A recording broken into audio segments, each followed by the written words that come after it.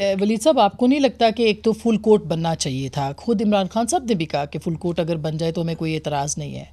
کیوں ہچکچاہٹ کا سامنا وہاں پہ تھا؟ اور پھر چیف جسٹس جب یہ فرما رہے ہیں کہ سیاسی جماعتیں جو ہیں وہ مذاکرات کریں آپس میں، تو خود سپریم کورٹ کے ججز کو بھی تو آپس میں مذاکرات کرنے چاہیے اس وقت جو صورتحال ہے. سب سے پہلے تو جی آپ نے کہا نا کیوں اس میں فل کوٹ، عمران خان صاحب نے تو جس طرح آپ نے کہہ دیا کہ انہوں نے کہا فل کوٹ ہو یا 4 ہوں یا 7 ہوں، انہوں نے کہا ہمیں تو غرض ایک چیز سے ہے کہ آئین کا جو تقاضا ہے اور جو بالکل واضح، جسے کہتے ہیں نا روز روشن کی طرح واضح تقاضا ہے کہ 90 دن سے زیادہ میں جو ہے الیکشن نہیں ہونے چاہیے.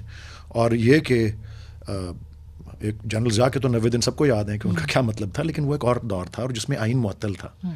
آئین کے ہوتے ہوئے یہ اس طرح کی میننگ ٹو سے میں آپ کو ایک جملے میں عرض کر دیتا ہوں کہ یہ مثال اگر اس دفعہ قائم ہو گئی کہ 183 دن الیکشن کمیشن نے اٹھا کے آگے پھینک دیا الیکشن کو ایسے ہی نہ سر نہ پیر، تو پھر تو جب بھی کبھی الیکشن کا ٹائم آئے آئین کے مطابق کوئی نہ کوئی بہانہ، کوئی نہ کوئی ہیلا کر کے اس کو جو ہے ڈیریل کر دیا جائے گا.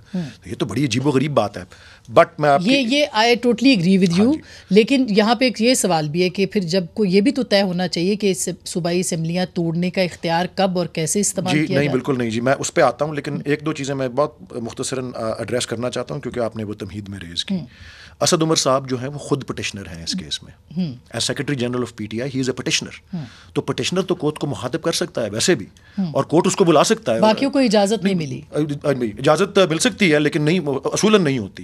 شاہ خاور صاحب بہتر بتائیں گے کیونکہ میں تو عرض کر رہا ہوں نا، پٹیشنر خود سامنے جا کے کہہ سکتا ہے کہ جی میں کورٹ کو، میں نے سپریم کورٹ کو مخاطب کیا ہوا ہے ایز پٹیشنر، ٹھیک ہے، ابھی چند مہینے پہلے.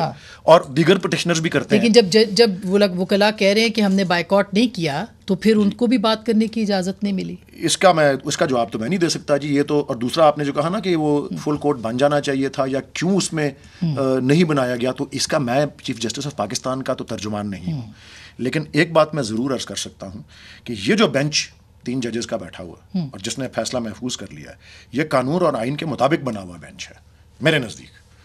مجھے اس میں کوئی جو ہے وہ نہیں ہے ابہام. مطلب 9 سے شروع ہوا 3 پہ آیا، تو آپ کو لگتا ہے کہ نہیں، 9 سے شروع ہوا اور 3 پہ آیا والی بات نہیں ہے. وہ 9 سے وہ والا بینچ شروع ہوا تھا جس نے فروری کی کوئی ڈیٹ تھی یا کیا 2 مارچ تھی جس دن فیصلہ کیا تھا، وہ والا 1 مارچ وہ 9 سے شروع ہوا تھا. یہ بینچ 5 سے شروع ہوا تھا اور 5 سے کرتے ہوئے وہ 4 ہوا. جو جسٹس امین الدین صاحب نے 1-2 دن تو کیس سنا اور پھر وہ ایک دوسرے فیصلے کے وہ دستخط انہوں نے جب کر دیے تو اگلے دن آ کے انہوں نے کورٹ، اوپن کورٹ میں کہا کہ جی میں اس سے وڈرا کرتا ہوں. فل کورٹ بننے میں اعتراض کیا ہے؟ مجھے یہ سمجھ نہیں آتی کہ اس میں کیا اعتراض ہے. نہیں، میں کیوں اس کا جواب دوں اور میرے پاس اس کا کیا جواب ہو سکتا ہے؟ یہ جواب تو لیگل ایکسپرٹ کے طور پہ مجھے بتائیں. یہ چیف جسٹس آف پاکستان کی ڈسکریشن ہے اور ان کی ثواب دید ہے، اور یہ 1980 سے لے کے اب تک یہی چلتا آ رہا ہے، یہی طریقہ ہے. اب اس بات، یہ بھی میرے لیے بڑی حیرت انگیز بات ہے کہ یہی اس سے ملتا جلتا اور تقریباً یہی بینچ جو ہے جب پی ڈی ایم گورنمنٹ کے ایسا فیصلہ کرتا ہے جو پی ڈی ایم گورنمنٹ کو جو ہے انیبل کرتی ہے اقتدار میں آنے کو، اس وقت ان کو کوئی وہ نہیں قباحت نظر آتی اس میں. اور جب ان کو یہ محسوس ہو رہا ہے، ابھی تو فیصلہ نہیں آیا لیکن یہ محسوس ہو رہا ہے کہ آئین کا ایک تقاضا پورا ہوگا جو 90 دن والا ہے، تو وہ اس کے اوپر. اچھا جہانگیر صاحب، یہ اچھی بات ہے.